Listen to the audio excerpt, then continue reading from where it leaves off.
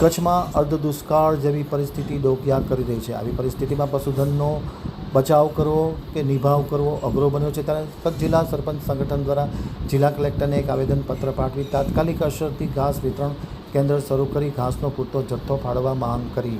રાજ્યના કેટલાક ભાગોમાં વરસાદ સારો પડ્યો છે, ત્યારે કચ્છમાં મહત્તમ વરસાદ પણ પડ્યો નહીં હોવાના કારણે આજે કચ્છમાં સૌથી મોટું પશુધન હોય તેમના ચરિયાણ માટે, તેમના ઘાસચારા માટે અત્યંત વિકટ અને ગંભીર પરિસ્થિતિ ઊભી થઈ છે। આવી પરિસ્થિતિ વચ્ચે ખાસ કરીને ઢોરવાડા ચલાવતા કે ગૌશાળા ચલાવતા સંચાલકોને વસ્તુનો કેમ નિભાવ કરવો તે એક વિકટ પરિસ્થિતિ જોવા મળી રહી છે। આવી પરિસ્થિતિ વચ્ચે કચ્છ જિલ્લા સરપંચ સંગઠનના પ્રમુખ શક્તિસિંહ મહિપતસિંહ જાડેજા તથા અન્ય સરપંચ સંગઠનના સભ્યો આજે એકત્ર થયા હતા જિલ્લા કલેક્ટર કચેરી ખાતે અને જિલ્લા કલેક્ટરને એક આવેદનપત્ર પાઠવવાનો કાર્યક્રમ યોજવામાં આવ્યો હતો।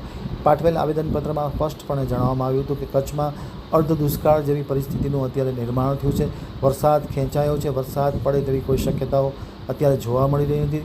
આવી પરિસ્થિતિમાં તાત્કાલિક અસરથી ઘાસનું વિતરણ મજબૂત રીતે કરવામાં આવે અને ઘાસ વિતરણ કેન્દ્ર શરૂ કરવામાં આવે।